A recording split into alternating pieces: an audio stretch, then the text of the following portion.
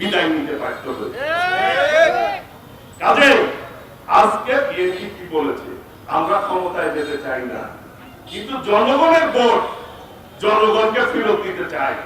অর্থাৎ এই রাষ্ট্রের মালিকানা হচ্ছে এই রাষ্ট্রের জনগণ। জনগণ নির্ধারণ করবে আগামী দিনে রাষ্ট্রকে পরিচালনা করবে, জনগণের রাষ্ট্র জনগণ নির্ধারণ করবে। আর আপনারা সেইখানে যদি প্রতিবন্ধকতা সৃষ্টি করেন, তালবাহানা করেন, তাহলে আপনাদেরও বিদায় কিন্তু সেই রকমই হবে। বিএনপির বিরুদ্ধে কথা বলে কিন্তু লাভ হবে না। বরং বিএনপি সাথে যখন ছিলেন আপনাদের অনেক দায় বিএনপি নিচ্ছে। মানুষ বলতো বিএনপি একটি গণতান্ত্রিক দল, স্বাধীনতা যুদ্ধে যাদের অবদান, স্বাধীনতার ঘোষকের দল, তারা কেন এই জামাতকে রাজাকারদেরকে সাথে রাখে গণতন্ত্রের স্বার্থে? এই কথাটি এখন আমাদের দেশ নায়ক তারেক রহমান বলেন।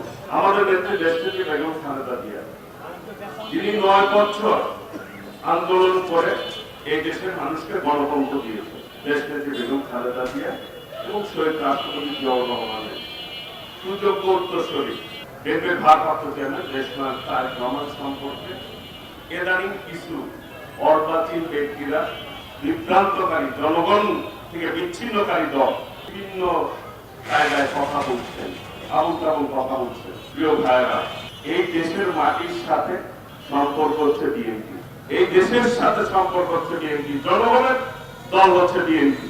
কাজেই বিএনপির বিপক্ষে যারা কথা বলবে তারাই জনগণ থেকে বিচ্ছিন্ন হবে। আমাদের ভারপ্রাপ্ত চেয়ারম্যান দেশ নায়ক তারেক রহমান এই মুহূর্তে বাংলাদেশের সবচেয়ে জনপ্রিয় নেতা এবং ক্যারিসমেটিক লিডারশিপ যিনি দিয়েছেন, যার নেতৃত্বে এই 24-এর আন্দোলনের সফল গণঅভ্যুত্থানের মধ্য দিয়ে এই ফ্যাসিবাদের বিদায় হয়েছে, তার সম্পর্কে কথা বলতে আমরা বিএনপি নির্বাচন চাই, জনগণের অধিকার জনগণকে ফেরত দিতে চাই। এটা কি অপরাধের বিষয় নেই? যারা জনগণের অধিকার হরণ করেছিল, ফ্যাসিবাদ কায়েম করেছিল, জনগণ ঐক্যবদ্ধ ভাবে দেশ নায়ক তারেক রহমানের নেতৃত্বে এই দেশের ছাত্র জনতা তাদেরকে বিতাড়িত করেছে। আপনারাও যদি জনগণের সেই অধিকার আদায়ের ক্ষেত্রে প্রতিবন্ধকতা সৃষ্টিকারী হন, আপনাদের পরিণতিও কিন্তু এইরকমই হবে। ভাইবেন না যে জনগণ, বাংলাদেশের জনগণ সকল সময় তাদের অধিকার আদায় করতে সক্ষম হয়েছে। 9 বছর আন্দোলন করে স্বৈরাচারকে বিদায় করে কিন্তু 91 সালে একটি সুষ্ঠু নির্বাচনের মধ্য দিয়ে জনগণের সরকার কিন্তু প্রতিষ্ঠিত হয়েছে।